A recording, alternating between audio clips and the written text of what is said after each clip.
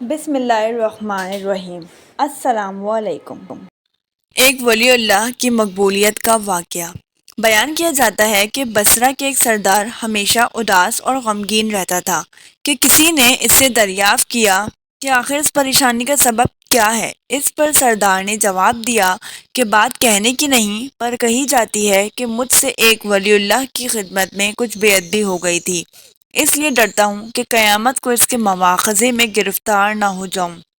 واقعہ یہ پیش آیا کہ میں ایک مرتبہ زیارت بیت اللہ کو چلا اور سب دوست اور عزیز و اقارب رخصت کرنے آئے۔ حسب دستور کچھ دور چل کر میں نے سب کو لوٹا دیا، مگر ایک شخص زید جو میرے خواص میں سے تھا واپس نہ ہوا اور اس نے میرا پیچھا نہ چھوڑا۔ مجبور ہو کر میں نے اس کو جھڑک دیا کہ بیت اللہ کو جانا بھی کوئی آسان سمجھا ہے جو میرے پیچھے پیچھے چلے آ رہے ہو۔ میرے پیچھے پیچھے نہ آؤ اور میرے ساتھ نہ چلو، اور جس راستے سے تیرا جی چاہے چلا جا۔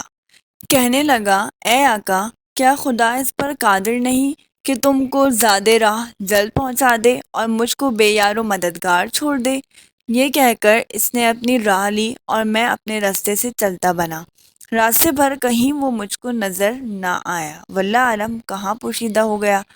جب خدا کے فضل سے مناسک حج سے فارغ ہو کر میں مدینہ طیبہ کو چلا تو کیا دیکھتا ہوں کہ زید آ گیا اور سلام کہہ کر میرے پاس بیٹھ گیا۔ میں نے حیرت سے پوچھا کہ حج کر آیا؟ کہا ہاں۔ پھر میں نے طنزاً کہا کہ حج کی سند بھی ملی؟ تو کہنے لگا، کیسی سند؟ وہ کس کام آتی ہے؟ میں نے کہا، حج کرنے والے کو بیت اللہ میں غیب سے چٹھی آتی ہے جس میں لکھا ہوتا ہے فلاں بن فلاں حج کو آیا تھا اور اس کا حج قبول ہو گیا۔ پھر اس سند کے ذریعے قبر اور حشر کے عذاب سے نجات ہوتی ہے۔ یہ سن کر زید روتا چلاتا بیت اللہ کو واپس چلا گیا۔ جب میں حضور اقدس صلی اللہ علیہ وآلہ وسلم کی زیارت سے فارغ ہو کر لوٹا تو کیا دیکھتا ہوں کہ زید پھر آ گیا، اور پھر سلام کے بعد ایک چٹھی اس نے میرے سامنے رکھ دی جو ایک نہایت عمدہ ریشمی کپڑے میں لپٹی ہوئی تھی، جس میں زید کے بارے میں عذاب قبر اور حشر سے نجات کے لیے لکھا ہوا تھا۔ یہ دیکھ کر میرے ہوش اڑ گئے۔ پھر ذرا سکون ہونے پر میں نے معلوم کیا کہ زید، بتا تو اس کی حقیقت کیا ہے، آخر یہ معاملہ تیرے ساتھ کیسے پیش آیا؟ تب اس نے بتایا کہ سنو بھائی، جب میں بیت اللہ پہنچا تو کعبہ حاجیوں سے بالکل خالی تھا۔ اس وقت میں نے گڑ گڑا کر زار و قطار رونا اور چلانا شروع کر دیا کہ اے مالک دو جہاں، کیا غریب گنہگاروں کا حج بھی قابل قبول نہیں جو مجھ کو حج کی سند نہیں ملی؟ کیا غریبوں کا کعبہ اور صاحب کعبہ اور ہے جو وہاں سے جا کر سند لاؤں؟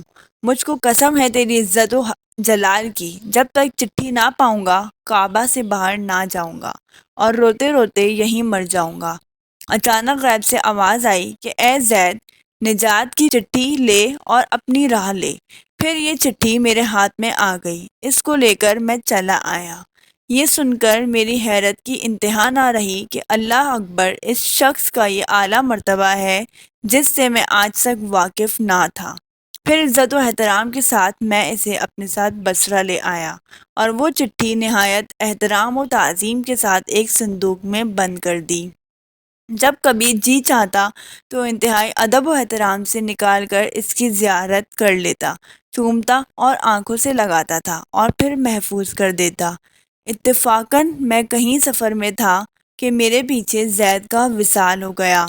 جب میں واپس آیا تو اس خبر سے میرے رنج و قلق کی انتہا نہ رہی کہ افسوس میں ایسے ولی کی تدفین میں شامل نہ ہو سکا۔ پھر اچانک مجھے وہ چٹھی یاد آئی جو میرے صندوق میں محفوظ تھی۔ اب تو میں اور بھی بے تاب ہو گیا اور اپنے اوپر افسوس کرنے لگا کہ سفر کو جاتے وقت میں نے وہ چٹھی زید کو کیوں نہ دی۔ پھر اپنا مہر شدہ صندوق منگا کر دیکھا تو اسی طرح بامہر بند تھا۔ جب میں نے صندوق کھولا تو اس میں چٹھی نہ پائی۔ اب تو میرے غم و الم کا کچھ ٹھکانہ نہ رہا اور ایک حشر کا عالم برپا ہو گیا۔ زار و قطار رونے لگا اور روتے روتے سو گیا۔ کیا دیکھتا ہوں کہ طرح طرح کی سجی ہوئی جنت میں زید سر پر ایک تاج رکھے ہوئے ہے، زرق برق لباس میں تخت جوہر پر جلوہ افروز ہے اور اس کے چاروں طرف حوروں کے جھمگٹے ہیں۔ میں نے قریب جا کر سلام کیا تو اس نے کہا اے آقا اس قدر پریشان کیوں ہو؟ میں نے کہا مجھے یاد نہیں، وہ چٹھی تو نے مجھے دی تھی۔ کہنے لگا وہ تو یہ ہے اور اسی کی بدولت یہ دولت و حشمت مجھ کو حاصل ہوئی۔ اب آپ کچھ تردید نہ کیجئے، میں اپنی من مانی مراد کو پہنچ گیا۔ حاصل جو اللہ کا ہو جاتا ہے اللہ تعالیٰ اس کی سب مرادیں پوری کر دیتا ہے۔ دعا ہے اللہ تعالیٰ ہم سب کو بھی اس واقعے سے سبق حاصل کر کے اس پر عمل کرنے کی توفیق عطا فرمائے، آمین یا رب العالمین۔ ویڈیو اچھی لگی تو لائک، شیئر اور سبسکرائب کر دیں۔ ملیں گے ایک اور نئی ویڈیو کے ساتھ، تب تک کے لیے اللہ حافظ۔